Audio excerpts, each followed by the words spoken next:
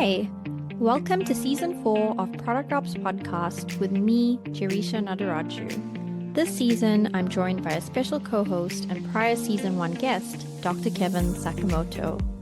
Each week, we'll be chatting to Product Ops practitioners, consultants, and thought leaders about how they make their value visible. Listen in for practical tips on how to drive real organizational impact with Product Ops.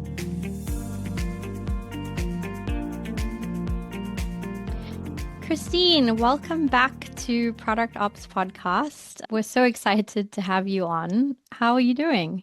Good. Thank you so much. I'm excited to be back. I'm very proud of you and all the things you brought to the product community. So, a big thank you to you before we even kick off. You've been awesome. I keep always getting asked, like, who do I go to for learning about product ops and like just kind of some best practice? I'm like, just look, go to Jarisha's podcast and follow her. And so, yeah, good work. Nice work.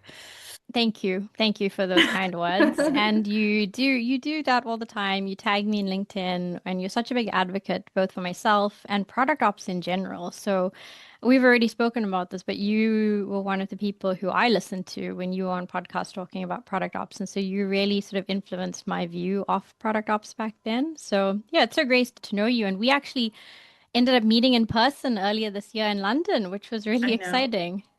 So fun. I know. That was a fun time. But yeah, yeah, It I'm happy to was. be back. Awesome. So, Christine, you've already done this on a previous episode of the podcast way back when, but it would still be good, I think, for some of our newer listeners, and also because your story has gone on and you've done different things, just to find out a bit about where you are now and how you ended up getting into product operations. Let's start with where I am now. So I VP of product for User Flow and Bemer. So two products that serve the product and growth communities. And it's been a wild ride. So I've been here for close to a year, I think like 10-ish months. So it's been fun. And yeah, just own product design, research, customer education. All those folks are just trying to build through all the chaos, and we're managing through that right now. But that's where I currently am. I fell into product operations back when I was at Pendo, so two companies ago now. And we hit a point where I realized alongside a couple of our executives that we needed to set up systems to help us scale and help us get to customer value and get customers to feel that love that we had for them more like frequently, just all the time. And so it was a little bit pre-pandemic and we started to hit hyper growth. And I realized that I was the first director of product over here and or over there. And it was a moment where I was like, I am doing all of the product things and managing PMs and all of just like the normal research build and everything, right? And then there's also this whole everything else going on that needs to be done. And I was doing it part-time. And then that ended up being like, spilling over into like my personal time. And then my PMs, I was like, hey, can somebody also help with this? And I was like, wait a second, we should probably think about standing up like a team or a discipline here that helps us to do this. And I bet we're not the only people that are going through this because, like, think about it, that was 2019, pre-pandemic. SaaS was crazy booming. There were lots of IPOs, lots of companies were just gaining market share, and buzz was all over the place for big names and small names alike. And it turned out that I was not wrong. There were a lot of people that were hungry for figuring out how to operationalize excellence and support the product team, whereas the product team has always been seen as a function that's basically like supporting the business before. And so that's how that came to be. And we felt some internal pain. And I very quickly was like, I can't have this happen anymore here. We're too big to fail. And our customers are relying on us. And I want to do the best that I can. That's how product ops came to be over there. Yeah, that's Mhm. awesome. I know that Pendo put out a lot of really good content on product operations back when I was looking at it for the first time. And I remember there was an ebook that was one of the first that we Yeah. had on product ops, and it was definitely something that I latched onto. So it was really cool, I guess, that you were there at the beginning of that whole product ops movement in a way. I was, yeah, it was a woman named Sarah who put together that product ops ebook, and she was super excited. I mean, she heard the buzz, and then I was telling her I'm feeling this. This is like a very real thing, and we were like, you know what? Let's get this out. Like this will probably help the community a lot. Yeah, I remember referencing that product ops book when I joined Dollar Shave Club as well. That was in 2020. So yeah, the work that you and Pendo did was terribly helpful. So given your long history with product ops and where you are right now, I'm very curious to get your current take on the role. We see that a lot of organizations are oftentimes cutting product ops roles first as budget gets tight and as things start to go a different way. So I'm really curious to get your take. Is this a temporary role or is this something that's here to stay? I still believe it's here to stay. My career, since we first did the first podcast, has taken me now back to a full-blown heading up product, right? And so through the last two company, or no, this is the second company since Pendo, I've seen a lot of buzz in the market. I've seen a lot of people kind of foo-foo on it, if that's like that's probably like a little silly term, but it's the truth. There was a moment in time where more operational roles and things that were considered more administrative would get cut first. And I keep close ties to lots of people who are still executing in product ops day to day. And there's no doubt that they're still providing a ton of value. There's no doubt that people are still trying to normalize what it looks like across the industry. I don't think it's going anywhere. In fact, I actually think that because of modern tooling, modern tooling, I feel like, don't want to date myself, but everything that's emerged since the beginning when product ops, when a lot of people were doing things manually, which was one of the reasons that product ops was born. It was born out of pain, lots of manual things. I think that it's given rise to a different type of product ops person that I'm seeing take shape, which is the person who is more deeply responsible for tooling within product teams and figuring out how to weave that into the new way of doing product. I myself, I'm figuring this out today at User Flow, and it's a beautiful problem to have. So that's a long way of saying I don't think it's going anywhere. I think like product and product management, nothing is the same as it was a year and a half ago. And I think that this partner role, not support role to the product manager, is going to also shape up differently as a result of the product discipline shaping up differently. These tools are not anything that we should be afraid of, but I know a lot of people are afraid of them. I think it's a matter of applying them in the right way and using them to augment what the product team will bring to life. And a lot of people behind that strategy are product ops people today. I love what you said there about that partner role. And it's interesting that even when product ops was first coming about, there was this natural tension between product managers and product operations. And myself being a former product manager, then went into product ops and back into product management, I could feel the tension within myself as well. And how far do I push this and when do I step back? So now it's I really love how you frame that, this partner role, and that's more important than ever with the tooling and that how, especially with product operations, they need to sort of lead the way to let product be product and introduce the tools and the processes so that they can let product managers still be product managers. Yeah, I love that. I love how you said that. Are you still currently conflicted with that like little battle? Do you have that feeling sometimes? Um, Yeah. yeah, yeah. It's interesting. Like somebody, I've said this several times. I always give credit to a former director of product at Pendo named Stephanie, and she one day said, Christine, you and your team are like my PMs and my peripheral vision. And I remember those words clear as day. And it was like music to my ears because we were definitely facing some challenges with folks wanting to adopt it. That's, if you show me a product ops person who says, no, it's fine, everybody loves it. Like I too am a former PM. I completely understand the pain, like the feeling of like, wait a second, what am I giving up here? But you're giving up in order to gain, right? Because there's always that image of like the hands juggling all the things in product. And what she said was, I am able to focus on building out this vision and the strategy and work with leadership, and my PMs are able to continue to drive this forward for me and execute while your team is really making sure that we are strong. There's a system stood up. You are listening, you are eyes and ears when something is going on out there, and you're bringing back the right things in the right times. And that's what's super helpful. So it's like you truly are this like peripheral vision. We are here and you guys are right here. That's really, it's just an interesting view. And it's so interesting about you and Kevin. It's the sort of product management to product ops and also going back into the sort of product management roles. So you feel both. I think based on that Christine, you mentioned something about the that feedback from the product director about how she viewed product ops, and obviously that was very meaningful to you because it was like, okay, we are adding value and we are making giving them a bigger gain than what they're sort of giving up. You talk about you're giving up something to gain something more. One of the things that I was talking about with Kevin about the season of the podcast, in light of some of the facts that companies are having redundancies, and in some cases, it's the product ops team that is often let go first.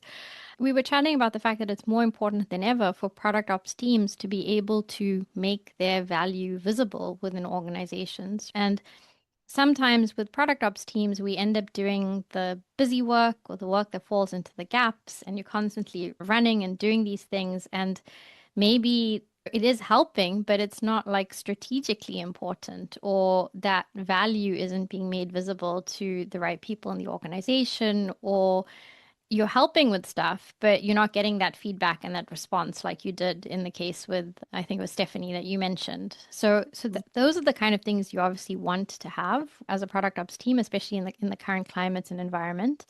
And so Mhm. the theme for the season is making value visible.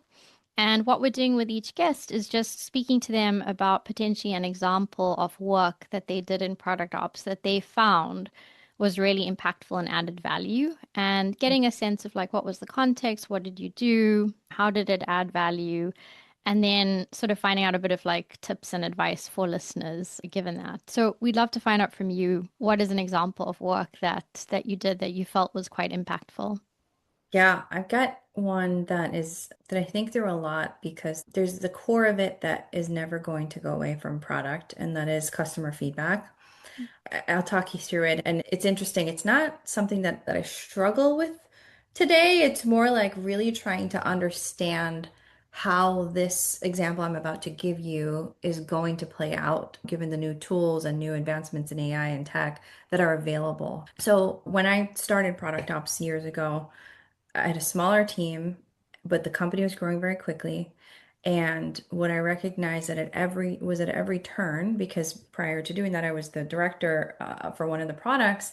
At every turn, the thing that we constantly needed to keep pulse on was customer feedback and customer insights. And there are tons of tools that do this, but it hit me in one moment that it was actually less about the tools once we got the tooling part right. And it was more about the conversation and the building of the empathy across the company. And so what we ended up doing, and again, I say this, and this was 6 years ago, maybe now. We wrangled all product feedback, all customer feedback from many different sources. We also had our own feedback tool. So we found a way to stand up a process and operationalize how everything got in there, how it was tagged, all organizing it. Like super manual. Like think about all the tooling that's available today. That's like not even a question, right? But it took a good like two or three humans to do that across, I would say, like a 600 person organization at that point.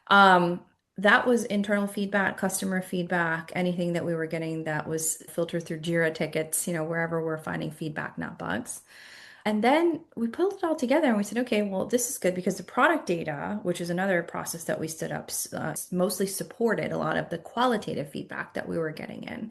So we would sit down and we created, I think it was a weekly or a bi-weekly meeting where we would sit down and talk to the product managers and say, this is what we've learned, categorized by whatever you guys are all owning here.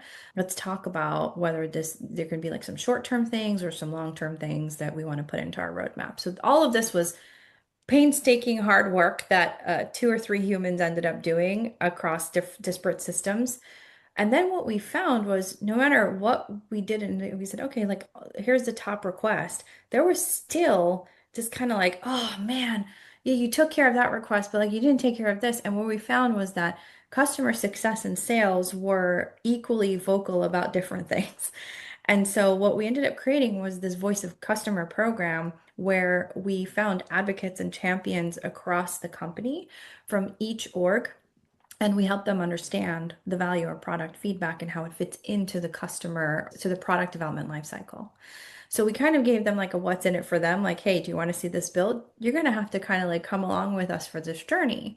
So we pulled all this data together and we had these advocates across the company, and they would in turn bring in more immediate and recent feedback and recent engagement bits from customers. And it was really cool. We just created, I think it was a monthly meeting where we had stakeholders kind of like sit in and see this.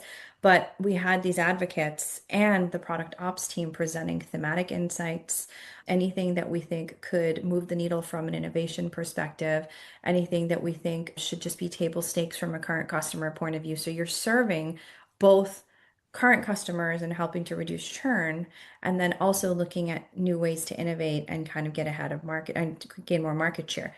The beautiful part, and there's one moment in the first meeting, was like somebody in the sales side said, "Oh man, like I totally saw that, but I didn't realize how many customers were actually feeling that," because the salesperson was more looking at, because we're going more upmarket at the time, more looking at a different theme. So it was very cool because it created this conversation, and all of that was enabled by the product ops team really getting everything wrangled, creating a system. One centralized place of repositories are very important. One process so that everybody can adhere to that process, a centralized group of advocates so that everybody was talking to each other and not just kind of assuming that everybody knew what the biggest pains were for customers. And then elevating that. And we had this acronym called CUE, CUE, collect, understand, and elevate. And that's what we did with all the data that we found in so many different places. And that's how we were able to weave product feedback into the product development lifecycle at any given point. It was very cool. So I think that's one of the ones that is super powerful, because I always fall back on, and I said this is why I'm questioning how things will evolve with modern, more AI tooling. That human collaboration during those voice of customer meetings was so important, because it was important for the business. It was important for everybody to gain empathy on the other for the other side of the aisle, and then also for everybody to get on the same page. And so I know there's a lot of tooling out there that wrangles all of this, and that's fine and that's wonderful, and I love that too. But I also think there's a human component that can be very powerful once you give the right structure to it and you set the right expectations for everybody. That is a very relevant topic to me at the moment, Christine. I was just having a conversation with the voice of customer team today about feedback loops between obviously the data that they're seeing from the customer, and then how do product teams actually use that, and are they using that, and how do they then feed back to the teams that are bringing that information, that they've actioned it. And that's just one data point. Like in a company, like you mentioned, you've got the sales team, you've got support getting the tickets and the things, the complaints coming from customers, and then you've got people that are going out and talking to customers on customer visits. But the touch points with customer feedback are just Yeah. massive. And then if you're in an organization that is not small, like a small startup, but has tens of hundreds of product teams, it just becomes so big and widespread. And how do you bring it together? And then I like what you said, collect, understand, and elevate. Q, that was the thing. Because collecting it is one thing, but then what do you do with this? And how do you make sure that information, the right information, is going out to the people at the right time so that they can actually action it at the right point in the product development life cycle? Mhm. Um, so yeah, it's a massive problem. It's a massive problem. And I also like what you said about the tooling, and even with AI and the stuff that's out there now, it can do a lot, and it can probably help with that manual element of your team having to go and collect and synthesize the information. But something that you're touching on and other guests this season have also touched on is part of what we do in product ops and what is so needed in companies is this alignment and buy-in and behavioral change that has to happen with people. And those at the moment seem like difficult things for AI. Difficult things are just not possible for that to solve at the moment. And you do Yeah. need this human intervention to move that along for things to happen. Yeah, I don't know what the world is going to hold with the pace of which things are changing today, but I will say that the most successful teams I've seen, and I've spoken to hundreds of them like throughout the last couple of years, coaching folks on product ops and just talking to them about it, the most successful ones are the ones that lean into that word you just said, which is the alignment piece. And alignment can't just happen in written form. Mm. Alignment means like deeply connecting humans to the core purpose and why you're doing what you're doing. Really great executive teams can do that, but really great executive teams also are not sitting there all the time, day in and day out across the company with the people that are speaking to customers. And so I think that there's this select group of humans in product ops. I always say that it's one of the best seats to be in. Is I actually think product in general is a great. Maybe biased, like right, Kevin? Yes. Kevin, yes. I may be biased, but I still say it today, which is why I love it. And I'll weave through the ops and the leadership parts. I don't care. It's amazing, but we have that ability to deeply connect what we are doing and why we are doing it and who we're doing it for. And I just don't hope, I just don't see a tool replacing that. I think that it takes a really special human or group of humans to really understand what a company is doing and create some system around it to enable them to do it even better. It's interesting that we're having this conversation here because in my other world as an academic, I teach qualitative methods to doctoral candidates. And even though as a scholar, I'm trained in both quantitative and qualitative methods, I love the qualitative side because of the stories and the fact that you interact with humans and you interview them and you get literally hundreds and hundreds of pages of transcripts. And the debate that we're having right now in academia is there are all these tools, exactly to what you're saying, that can use AI and then just go through all of that and analyze that. Hmm. But it takes out the humanity. It takes out the inflection or the facial expression or anything that they might have said to add meaning, to emphasize certain words. So there are those like myself who say these tools are great and being in technology, I love them. But sometimes you just have to manually go through these things, manually read them to understand the story and to create that empathy. So I'm curious to hear from you. You mentioned these co-advocates. Yeah. Given these tools now and product ops is all about efficiency and how do we use tools and drive efficiency is one view. How do you get advocates? How do you get evangelists to still sort of dabble in the quote unquote old ways, right? Of just connecting with humans versus relinquishing everything to technology. I actually feel like I mean, I've rarely come across a company where there's a salesperson or a CS person who does not want to partner more deeply with with a product. And I think that's the foundation. We are a small company here. We're 47 or 48 people at User Flow, operating super lean.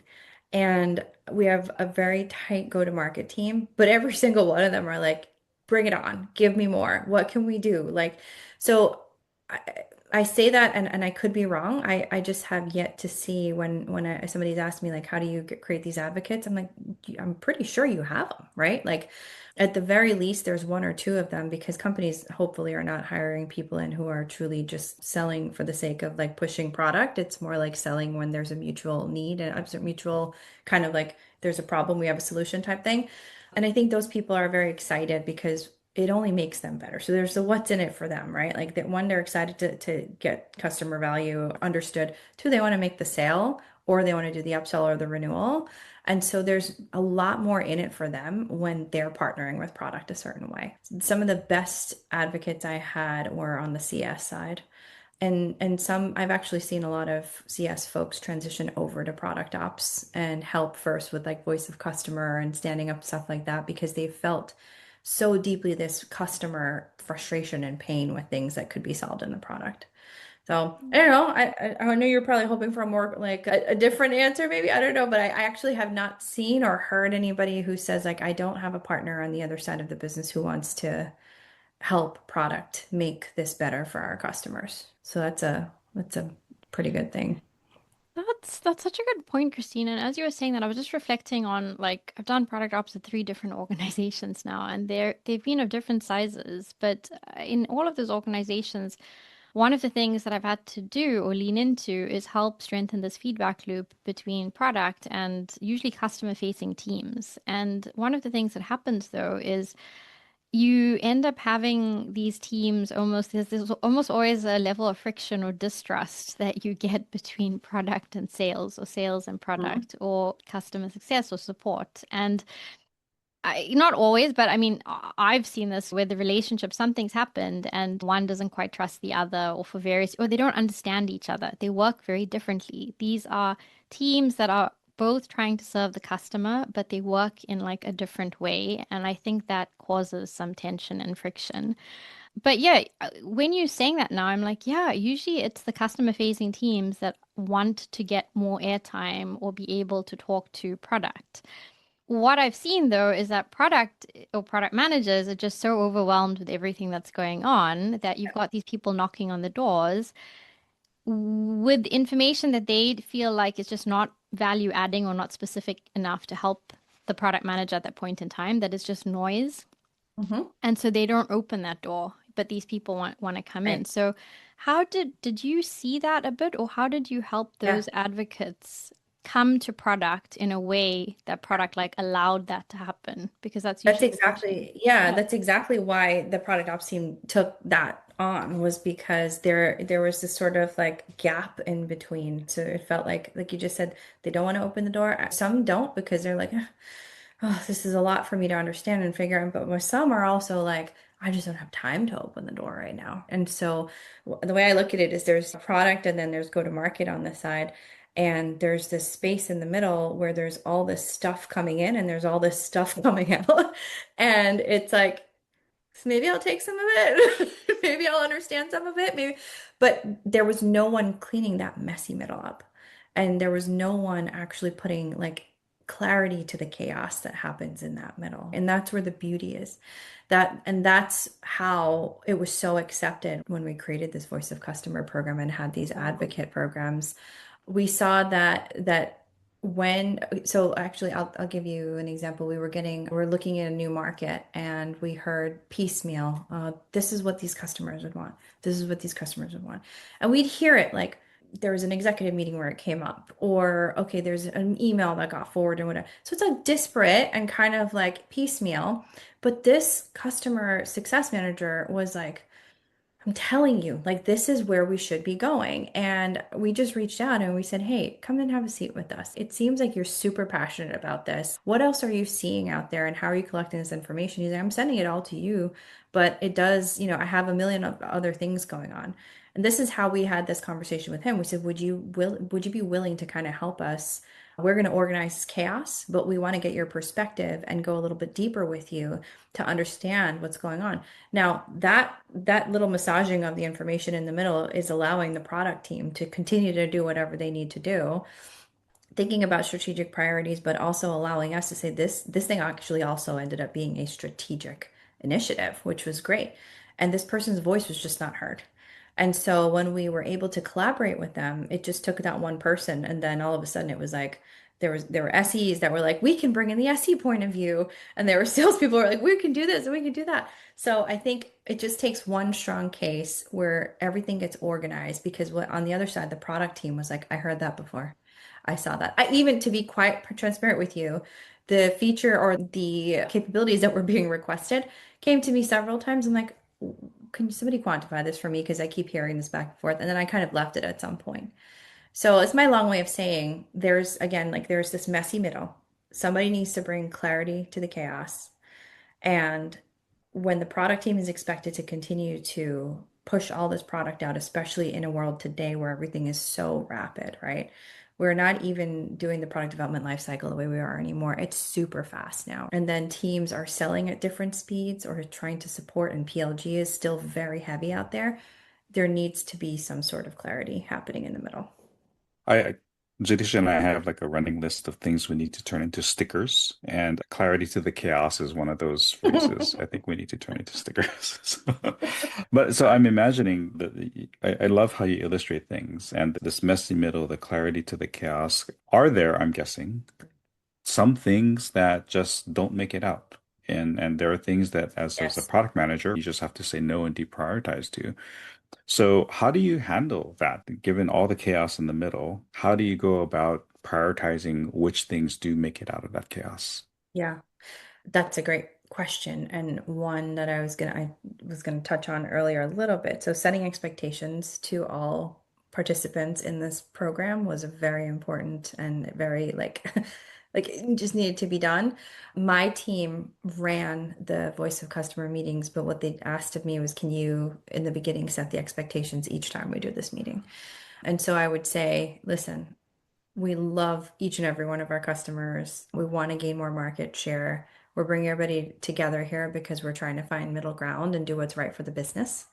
And so, in an effort to do that, we need to try to deeply understand the data and each other.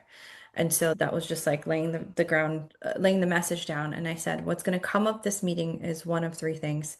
We're going to uncover that these things you guys are bringing to the table are features that we need to build, or it is a miss on the process side that we're elevating here because maybe it's just something that exists and like nobody understands it. So it could be more customer enablement, customer education we need to do, or we can do nothing with it. And we have to be comfortable with that because it can be a not right now. And so we're going to do our very best to put things in one of those two buckets, but not everything's going to make it. And what we want to do ultimately is drive value for the business. And that's when the relationship with your data team and your revenue team is super important. Your RevOps team is trying to then tie whatever you're doing back to the business results. So now, as an example, if we build something that was coming in from the sales team because they said it was going to help us land X amount of dollars, better be damn sure that you're going to have to try to tie that back and make sure that the head of sales knows that we are also taking this very seriously and we're going to work on this as part of our roadmap. What was the level of the people? Because obviously there's so many people in an organization, Mm. and you want it to reach product managers who are, I'm not saying the lowest level, but the ones that are interacting with the product in the squads day to day. But I know for these types of meetings, just realistically, also, it sometimes needs to be at the leadership level because you need a rep from each area.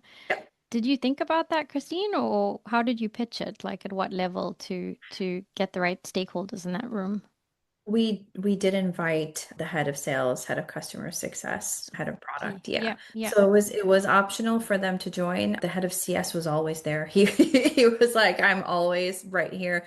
Head of product, we had weeklies with, so it would just be like, hey, this is what we learned and this is what we're suggesting. So product ops ends up being sort of a strategic advisor in some capacity if you get the data piece right.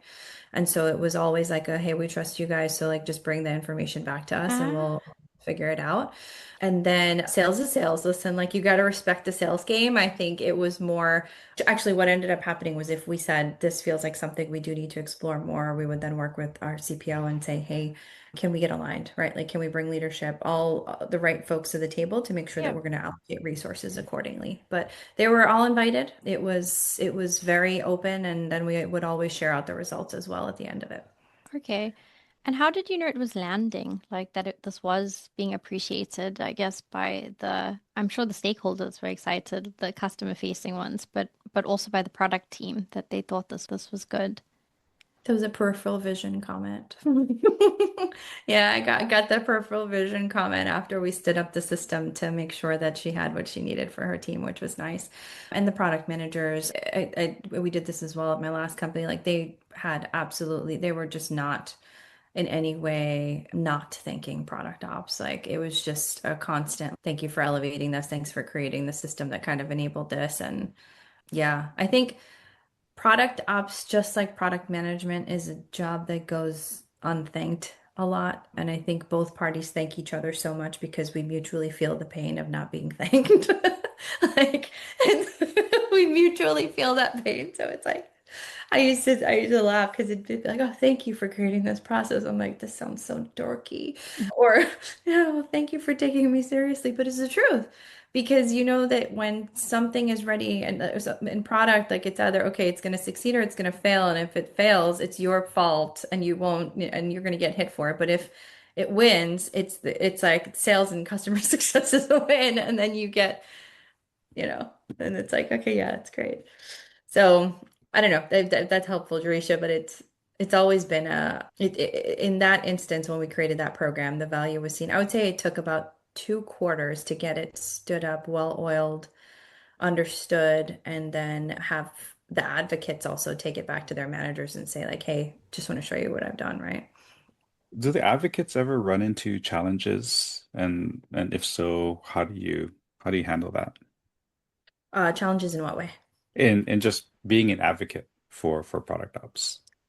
I don't think so. I think that what I saw from that example in that time was that they were noticed more because it looked like they were doing the right things. They were partnering with product to build a better product that we could sell and Mhm. to build a better product so that our customers don't churn. And so I think they were able to very easily frame it in like my time is precious. I know my priority is to sell or my priority is to renew and make sure that our customers are here and retain them. But I also want to make sure as part of this, like I am partnering well across the organization. And let's be honest, like in any role, this goes back to the human element of it. You are super successful if you're able to bring value not just to your org that you sit in, but to a partner org, because that shows your willingness to help grow the business and not just focus and stay in your own lane. I didn't see any negative result or anything bad from that. Yeah. Mhm. Yeah. I will say, it sounds like I'm all roses in this. I will say that some of the downsides of this is if you're implementing this program in a company where people have tried to do it before and they did not Mm. um, and they did not do well, there's a couple of reasons why that could happen. To be honest, in this instance, it was because everybody was doing it's this very common in startup world. We're all doing so many different things. And so if it's nobody's job, nobody's accountable for it, but somebody might feel passionate about it, but then they don't get recognized even though they put in all this hard work.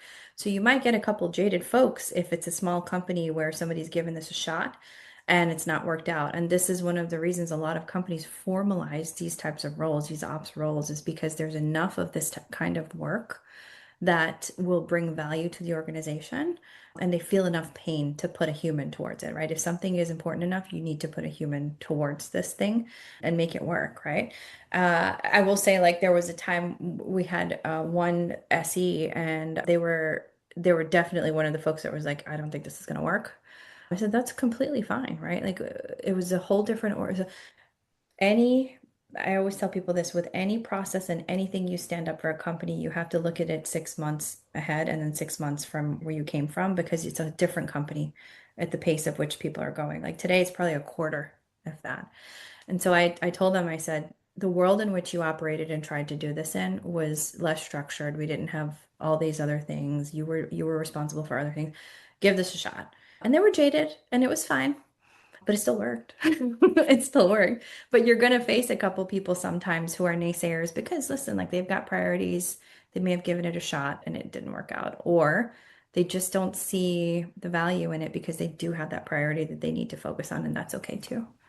That's such a good point, Christine. I've worked in organizations also because part of what you're doing in product ops is like change management, and you're trying to take people along on that. And yeah, if you've got people who've tried to do it before or have been at the company for so long that they are jaded and you're trying to get them to adopt this new approach or this way of working, I do think that that's not one of the most underrated skills a product ops person needs to have, but you need to have that ability to meet people where they are, not just brush it off or say, no, don't like you got to meet them where they are, but then be able to take them into that future place. And so I do like your sort of point there, which was it's so subtle, but it's sort of just saying, hey, trying to explain to them that the circumstances that we have now Mm. is different, and then highlighting how that could be different from when somebody tried to do it the last time.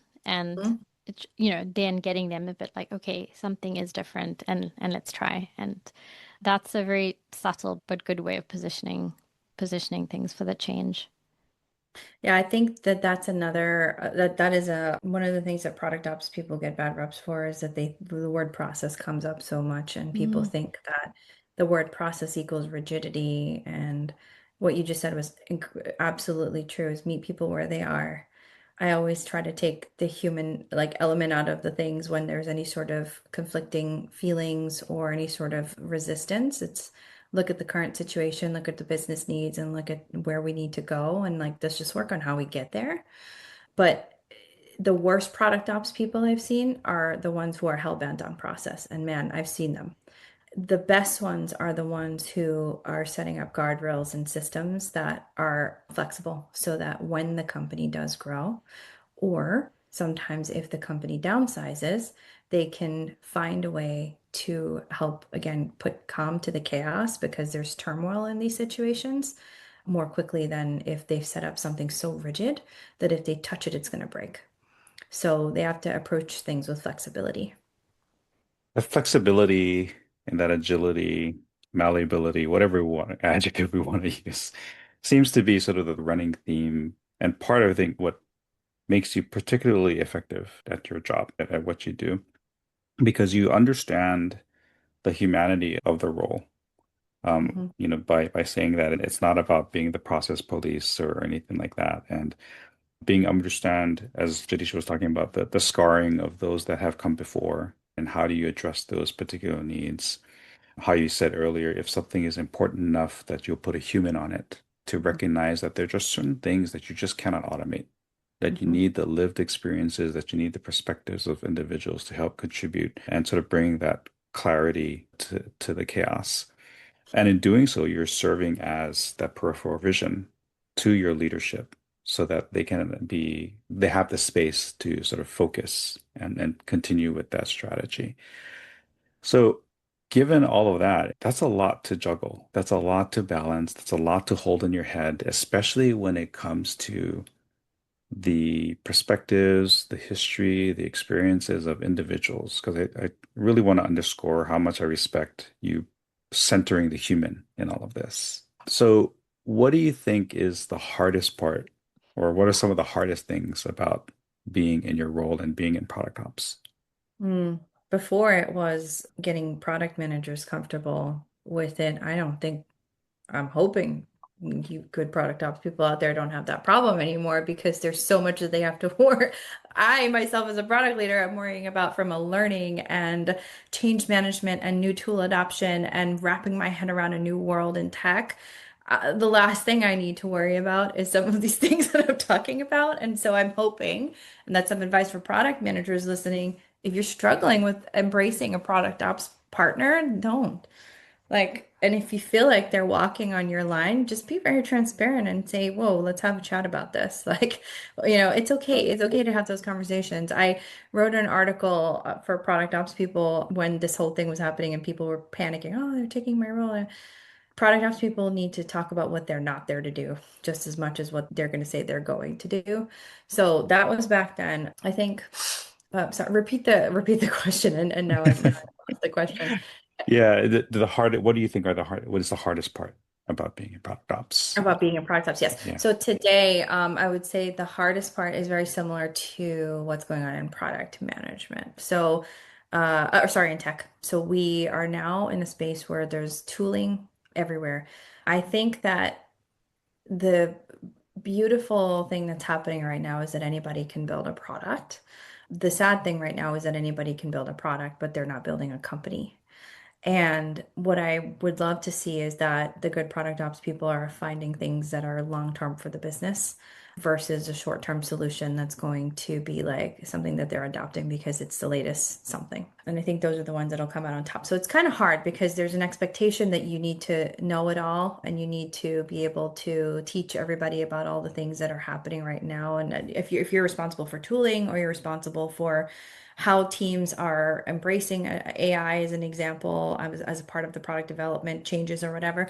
The expectation is you know it, and we just don't know. So, I mean, the answer to your question, Kevin, is less about product ops itself and more about like tech and product management.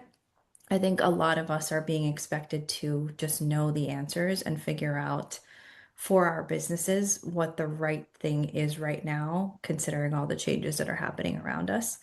For product ops specifically, I think there's still it's I said earlier and I still hold to it. It's not, I don't think it's going anywhere.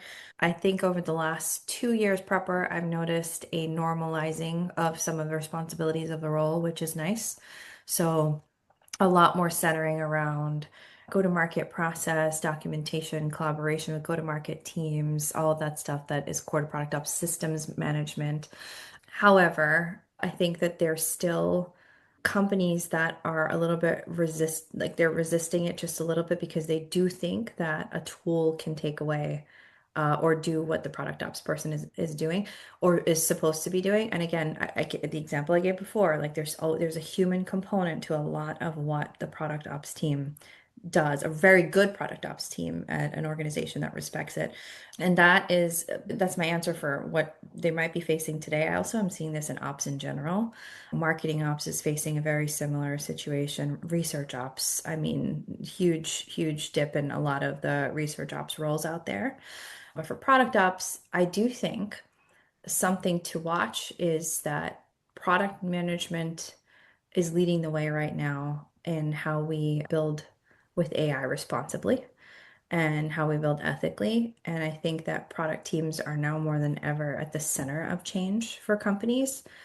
And I do think that with that comes responsibility where they will continue to need a strong partner to help them along that path. And the right product ops people are going to be the ones who are going to find the balance of the right tooling and the right human collaboration within the walls of a company that's moving quickly or has big visions, and they help the product team make magic. And that's what they should be focusing on. That is great advice or insight, and also kind of answers one of the questions that we were going to ask you, Christine, which was around you've been in product ops for so many years now, or in product as a product manager or leading product, but also having done product ops. Oh, I Um, still do it day you to still do day. day to day.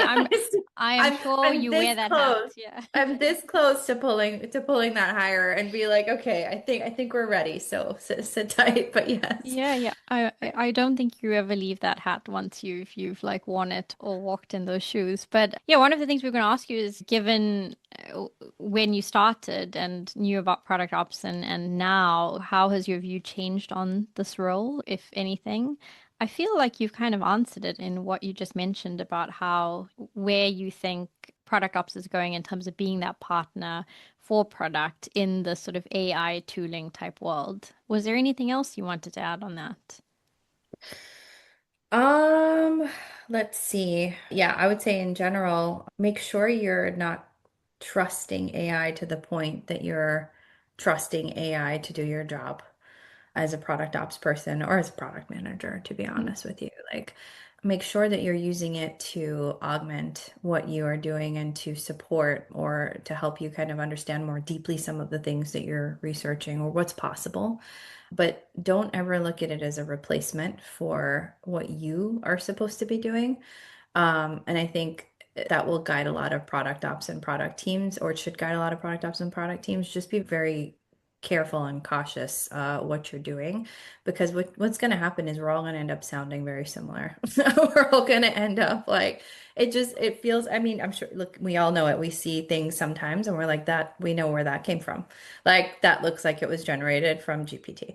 And so I would say just be very cautious of that. And yeah, and um I think that that's probably in this current time what my advice would be to yeah, to props. Amazing. Well, it has been so great chatting to you again on the podcast and also hearing some of your different views because obviously the world has changed since the last time we spoke and it is going to have an impact on this role. So it was interesting getting that take from you too.